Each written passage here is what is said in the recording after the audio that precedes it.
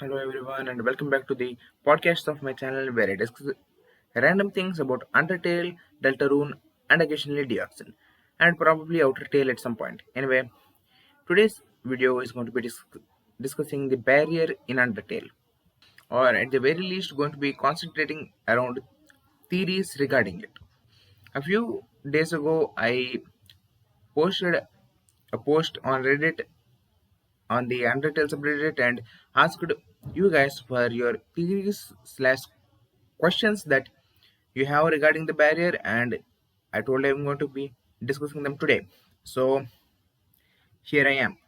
I'm going to discuss particularly three theories slash questions that I got this time, and in no particular order. Here they are.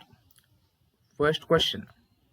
This question is from Big Artist 1001, and it says, as someone that did not complete a single run and just knows lore, why and how did Frisk fall into the underground even though there was a barrier? Shouldn't the barrier uh, protect you from falling into the underground? Well,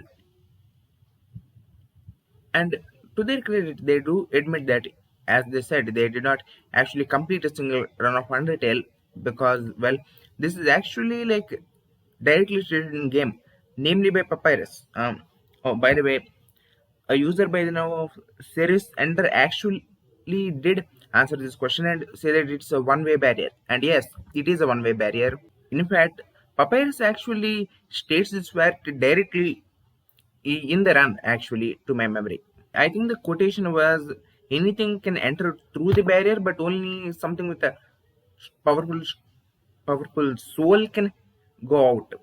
And you might be thinking, like, why would the humans who built the barrier actually make it this way? And this was actually something I was going to discuss, like in my own theory, but since this topic already came up early, I'm going to discuss it right now.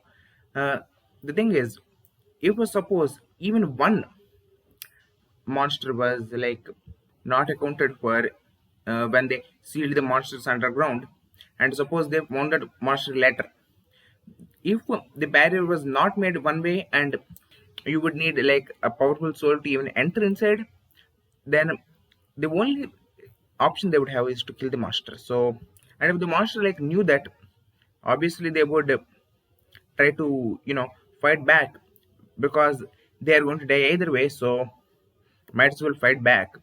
But if they made the barrier like one way, in that anything can enter, they can basically give the monster an ultimatum: you can probably die trying to fight us, and probably die, or we can just peacefully take you into the barrier and throw you inside, and you can go out and live with the rest of your life with your people. And so, like, what do you think the like the monster is going to choose? Obviously, if they made it one way and gave the monster a more peaceful option, the monster is going to choose the more peaceful option. Well, unless it is Undyne. In that case, they are screwed either way. And you might be thinking, why would the humans want to like give a peaceful option? They can easily kill the monster, but the thing is, there is risk involved in that. Like, if the monster gets a single human soul, that would be enough for them to basically become a god. So that's not a risk the humans will probably risk taking. So that's the answer to that. Anyway, thank you for the question, Big Artist 1001, and thank you for the answer to that, Series Ender. Now, on to the next question. The next question is by Value Sau.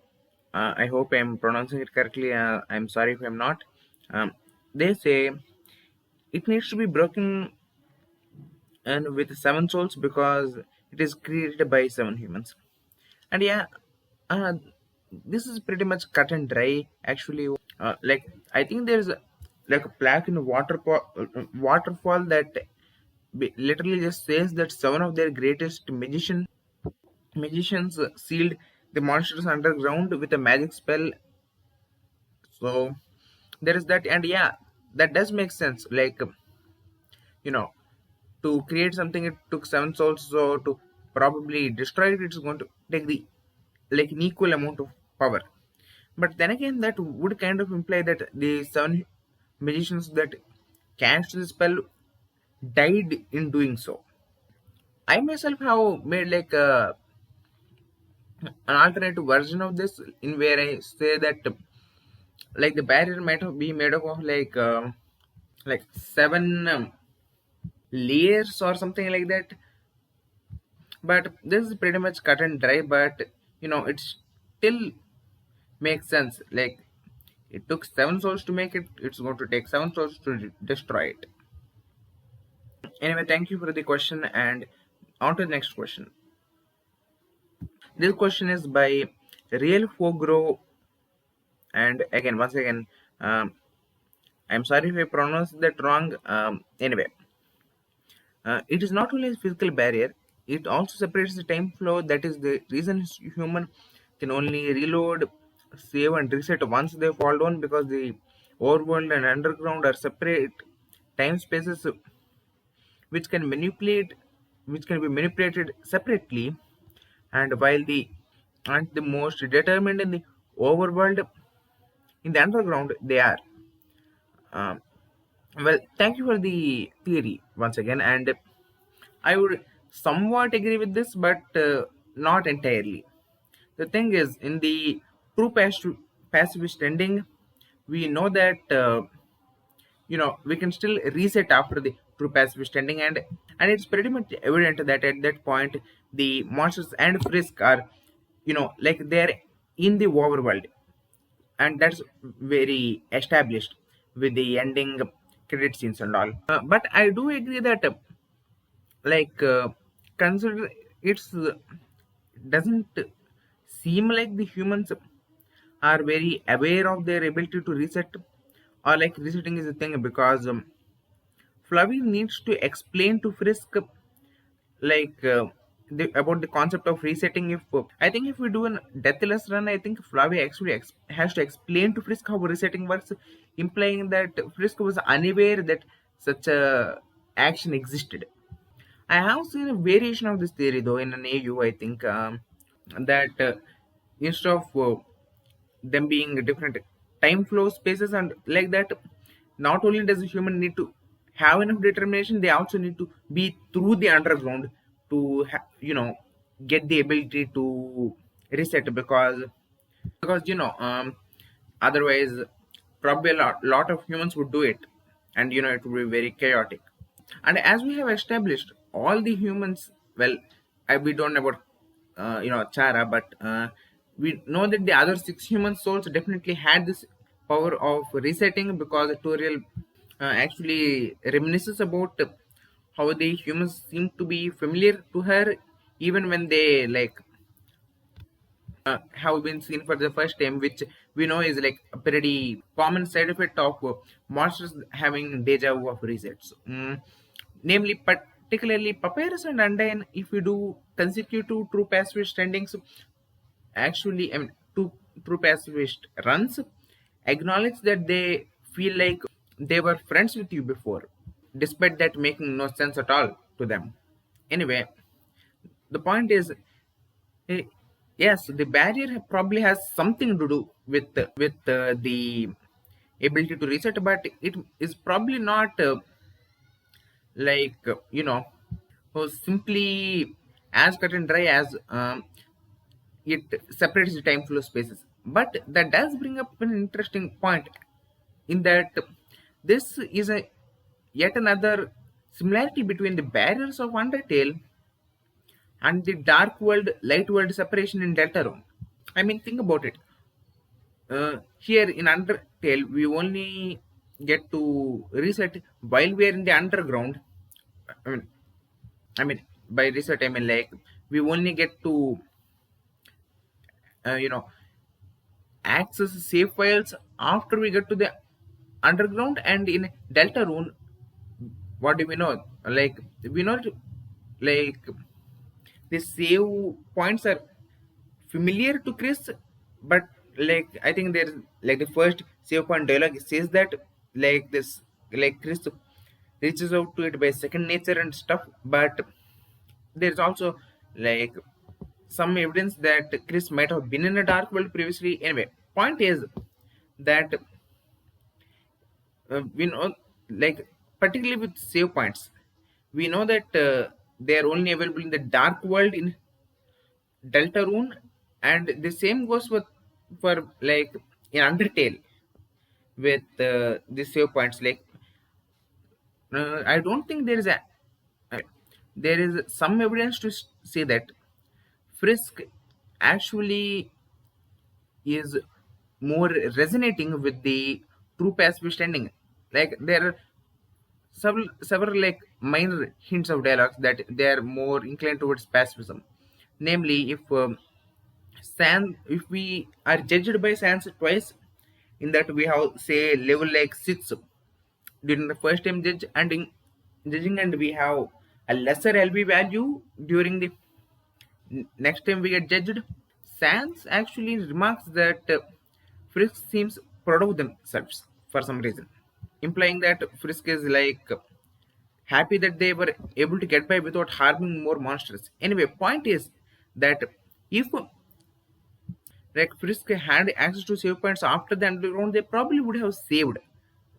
Anyway, I got little sidetracked there, but the point is thank you again, real for grow, but like again, this again gives us familiarities between Deltarune's separation between the light and dark worlds and Undertale's barrier, and that's good because as we have as Queen has previously established, like any lightener can probably like create dark fountains, which in Undertale would be similar to like making basically like a hole in the barrier.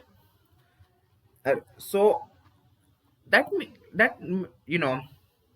makes me think like in Undertale, if the monsters had access to like a particularly determined human, like would that have been enough for one human soul to simply like make an entrance point in the barrier, uh, like a gap, large enough to let the monsters get out? Like that's a question. But then again, like Chara Dreamer, they would have probably already considered that before going through with the plan with Azrael. But point is like, but then again, like this thing with the light world and dark world, it's like presumably spread across the entire world, whereas the barrier is like just spread across like just across a mountain. So and then again, the barrier could have been probably more concentrated in its energy, and you know less easy to make a hole in. So but this raises an interesting point. Like this means that potentially this would tell us that like the seven souls in Undertale being able to break the barrier, like the roaring, like maybe making seven dark fountains, that would be the magic number to cause the roaring and all of that. So like that's a fascinating point that I would like to keep in mind in my future theories. So thank you to Real Forgo to for telling this theory, and that leading me to coming into this conclusion. So thank you for that. Anyway, now on to my theory.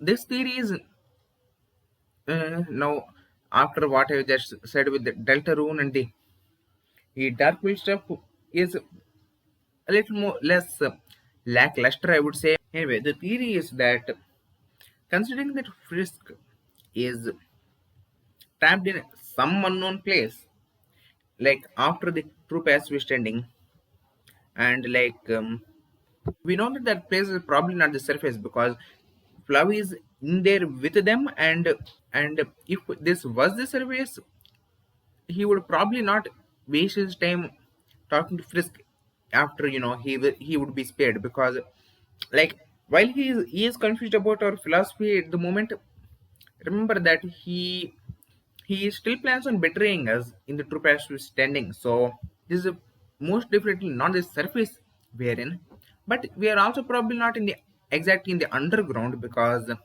the monsters, you know, seem convinced that you know they you know well they cannot find us, so they just assume we are in the surface and that we actually went through with killing Asgore, absorbed his soul, and left for good. My theory aims to explain where exactly Frisk is in the barrier. My theory is Frisk is neither in the surface nor in the underground. They are inside the barrier. And I don't mean like inside the barrier as in inside the underground. I mean like inside the barrier. You see, the I believe that the thing that we refer to as the barrier is less of a barrier and more of a hallway with a constraint. Example, in the scene that we have with Asgore at the barrier, it is portrayed less as a barrier and more of like a very long hallway. So my theory is that the barrier is not a barrier, it is a hallway, and how much strong an entity's soul is just constraints how far they can move along that hallway before being stopped. In essence, suppose the barrier is like 100 meters, for example. Because a monster's soul is very weak, they can probably like go like what an inch into the barrier before being stopped. That would actually even explain why the monsters consider it as a barrier, like a physical wall, even though it's actually a hallway.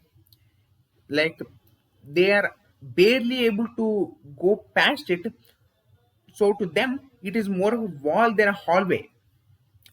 But remember, Frisk is a human, so they would like be able to go infinitely further into the barrier than any monster could ever go.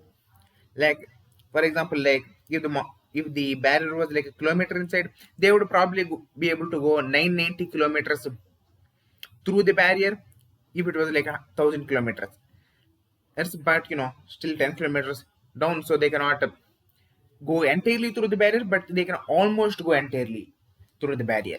This would explain why the monsters are unable to know whether Frisk is in the underground or not, because to them they're stuck at like 1 inch from the hallway. Frisk is like 99 meters through 100 meters inside the hallway, stuck. They're still stuck, but you know it's probably difficult for the monsters to look there, especially considering the flaw we probably teleported them somewhere, you know at some point during their entire whole battle thing. I mean, like Frisk could have still gone inside the underground, mind you, because like the barrier is still one way, and they could still enter back into the underground. But they still probably have ample reasons to not do that. Like in a lot of the neutral endings, like Frisk killed someone, so the guilt, not to mention probably Undyne herself, is probably a reason for them to not go. And in the like